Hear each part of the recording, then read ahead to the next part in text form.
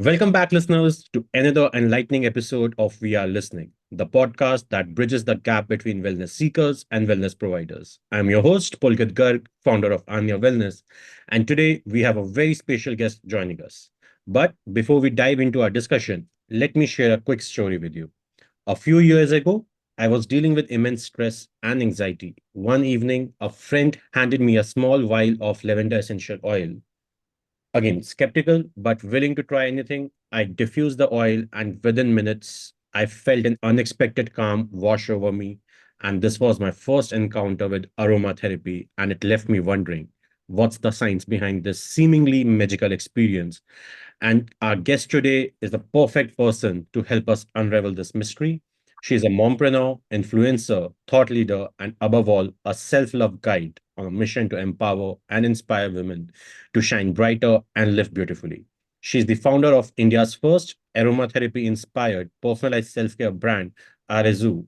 At Arezu, they offer essential oils based skincare and wellness rituals that cater to women as they navigate through various life stages and transition. Welcome, Ishita. Thank you so much, Pulkit. Thank you so much for asking me to come today. Pleasure is all ours because this world of essential oils has always made me curious. I We have even organized various workshops for corporates where we got employees or team members to create their own essential oil vials. So Right. that's one of the activity we carried out. Mhm. But again, we derive essential oils from the nature itself, if I'm not wrong. Yes, we do.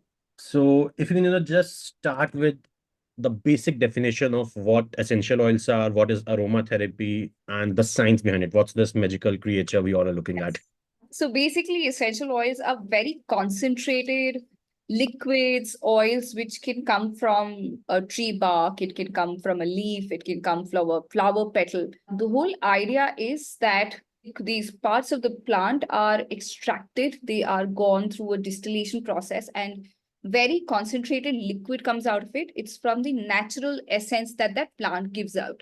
So, in the natural scenario, a plant emits an essence for photosynthesis due to sunlight to attract insects, you can say.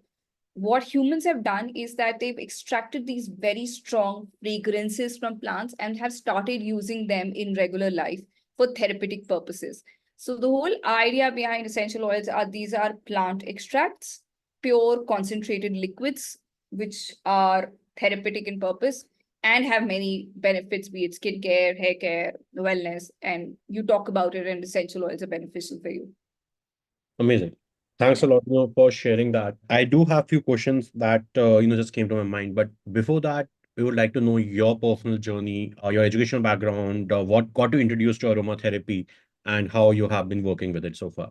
So interestingly, my background is very, very varied. I am a computer science engineer, worked with, and then I've done an MBA in oil and gas.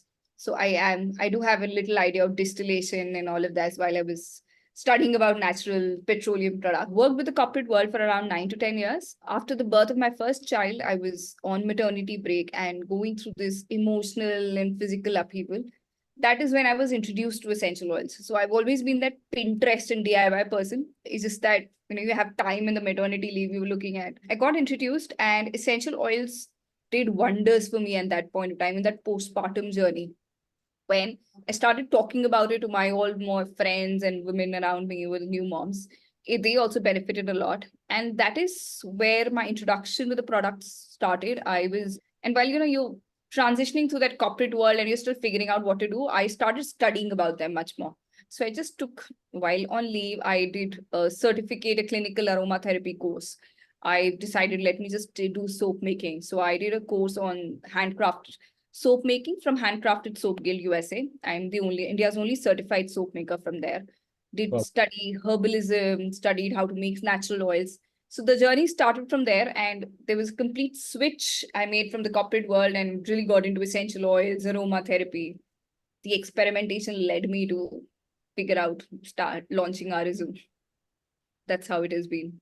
Amazing, amazing. If you can just, in a brief, shed some light on the soap making course that you mentioned. I guess that's for the first time I'm hearing that there's a proper certification around it being done from a US Yes, university. yes. So what happened was that so I wanted to quit the post. My son was 1 year. I wanted to quit the corporate world and switch into entrepreneurship. My mother-in-law asked me a very simple question: that are you an expert into what you're trying to do? You have no qualification. So I was like, okay, let me just go back and search. I searched a lot of places. There was no physic as such structured formation of making soap making. That is where I came across this community, which is called Handcrafted Soap Guild. It's a very big community of soap makers there. So they do have courses, they do have certifications, and they have certifications for different level. So Mhm. honestly, I applied to them. I did my studies. They gave us course materials. They sent me a form online. I was supposed to fill it and courier it in the proctored way. It was a task. It took me around 3 4 months to get the whole process going. But yes, it's definitely worth it. And if you want a stamp on you that yes, you're a qualified person, then it's a very good journey to look into. Okay. Wow, wow. I Yeah. guess that's a complete whole new arena of different career a person Yes, can decide. yes, for sure it is. Amazing. Can you help us understand the science of aromatherapy? How does these oils, interact with the human body at a chemical level, and how the whole process of diffusion moving towards our brain or impacting the, human body? Right. So that whole journey Uh, for these chemicals. so Yeah. what happens is when you inhale essential oils through your nasal receptors, so the olfactory system, it goes back to your limbic system in the brain. It's called limbic system. That limbic part of your brain is connected to your emotions, to your feelings. It controls all your behavioral activities. So when those olfactory receptors take the fragrance to the brain, you react differently. There are different emotions that come out of it.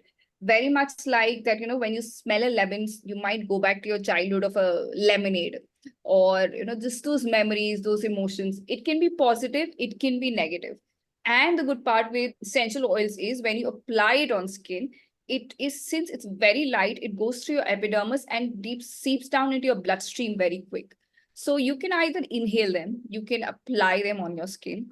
There are certain safe essential oils which you can also ingest, but major part of the world does not do it. It needs to be done under very strict supervision with doctors.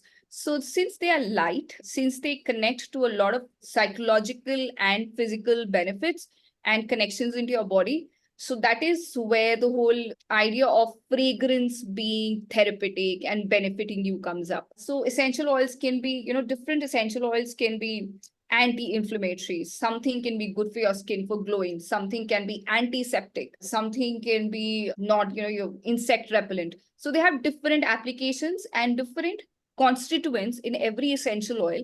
They have different chemical constituents, and every constituent has a certain, you can say, a particular use or a benefit or how it affects your body. So that is how it works.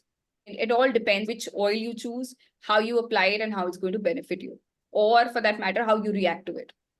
So, Ishita, one thing that I have often, come across while being in the industry for last 4 years, since 2019, it's understanding the authenticity of the oil that you're going to be using. Yeah. I have often dealt with some corporate gifting assignments, in my regular work during the Diwali or Holi season. And I had, inquired about rose mist or different essential oils at that time. And I got a very varied, price range coming in picture. At one place, I was getting a rose mist for 150 ml for just 100 rupees. And then there was a brand giving me a 10 ml rose mist bottle for what, 800, 900 rupees. Yeah. Now, if I ask them the reason, they say it's about the potency. But as a common user, as a layman, how do I really identify what's the, like, which particular thing is authentic? Mhm. How do I navigate my way into finding the actual price point? Because again, it's going even beyond 800 rupees. And I'm sure you would have encountered it. Agreed, definitely. So one thing is that finding the authentic and the actual price point is a tough journey. And honestly, I'm also navigating it because I always get that range. But what I've come down to understand is that if you're working with distillers directly, they always have categories. Like with tea, there's first flush, there's second flush, there's third flush. Same thing with essential oils. This is the first layer which has come out with minimum dilution. This is the second layer which has come out, and the pricing starts going down accordingly. That's one first flush or first extraction, as they call it, is the most premium category and the most expensive one. And then the prices keep going down. Now, at the same time, this being said, there are a lot of distillers. What they do is that they create chemical substitute of the same product, of the same natural product, and sell it to you saying it's pure, it's therapeutic. While you will smell it and you'll understand there's a very synthetic fragrance to it, and there's something definitely mixed in it. Generally, there's an average price point for every product or type of essential oil, and if the pricing is too low below it, then it's a challenge. Like for rose essential oil, it will never be below 5 lakhs, 6 lakh, 4 lakhs. If anyone is saying 80,000, 1 lakh, it's just not essential oil or any mist. Lavender essential oil, for that matter, it also depends where it's been extracted from. Is it from Jammu? Is it from Europe or somewhere? Also, at the same time, the prices never go down below 10,000 per kg. It can range from 10,000 to 20,000. 10,000 per kg also, I'm saying when you're taking like a 1 ton in bulk. On an average prices, 15,000 per kg for a person who's buying directly from the distiller. So the retail price is definitely going to be a multitude of that. So that take it as an assumption that any essential oil on a bulk level, a good quality one, you will get on an average point of 10,000 to 20,000 in bulk.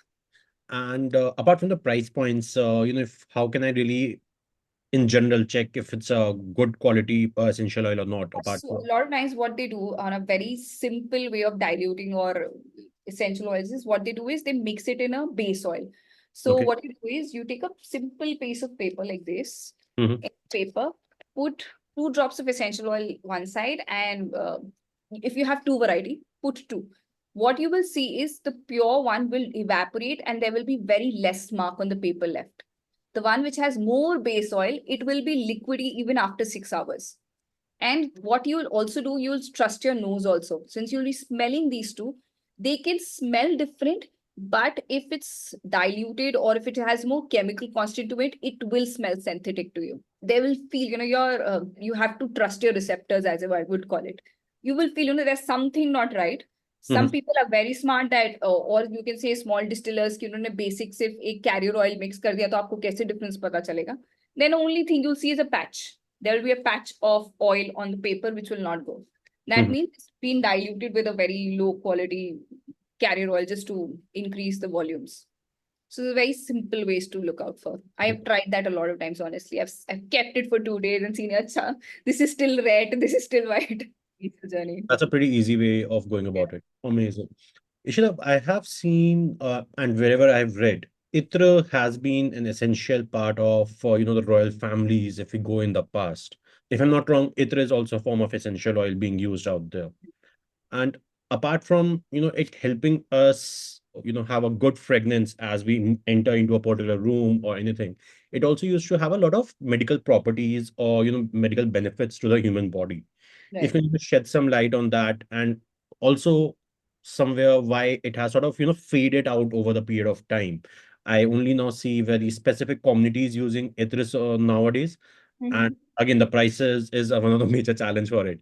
So see, what happened was, I honestly, I do not have much of a historical background on Iktars as such, but what I've observed recently in the recent past is they started off as pure medicinal fragrances with therapeutic properties.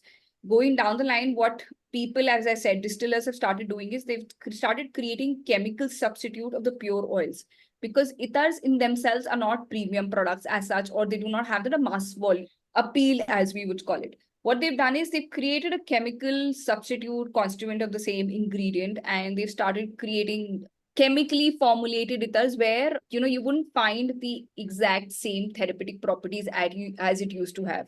And I also believe maybe the perfume industry took over in such a big way that these people could Mhm. not go into that level. And that is where the whole challenge is, to find those pure therapeutic essential oils being used. I'll speak to a lot of customers, very honestly, who are, in the age range of 70 plus, who've used ethers all their life. And they're like, those were the ethers that we used to use. आजकल तो वो मिलता ही नहीं है सामान.